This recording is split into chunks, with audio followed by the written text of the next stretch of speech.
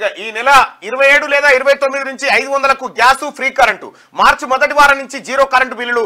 ప్రజాపాలన దరఖాస్తుదారుల్లో అర్హులందరికీ ప్రయోజనం దక్కాలి. అప్లై చేసుకున్న వాళ్ళ కోసం దరఖాస్తుల స్వీకరణ కొనసాగించండి. అధికారులకు సీఎం రేవంత్ రెడ్డి ఆదేశం. కేబినెట్ సబ్ కమిటీతో సమీక్ష.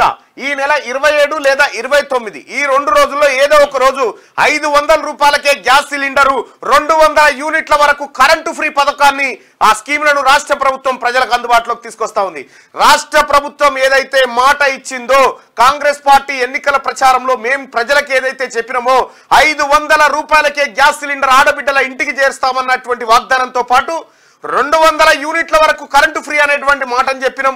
ఆ తర్వాత అంతకంటే ముందు 2 పథకాలను కాంగ్రెస్ పార్టీ ఇప్పటికే ప్రారంభించింది.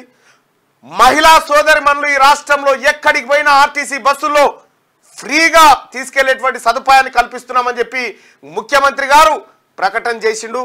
ఎన్నికల్లో ఇచ్చిన వాగ్దానాలను ఒకటొకటి అమలు చేసుకుంటూ రాష్ట్ర ప్రభుత్వం ముందుకు పోతా ఉంది. ఈ రాష్ట్ర ప్రభుత్వం ఏ మాట అయితే చెప్పిందో ఆ మాటను టంచన్గా అమలు చేయబోతా ఉంది. ఆడబిడ్డలారా, మీకు మరో గుడ్ న్యూస్ అని చెప్పాలి.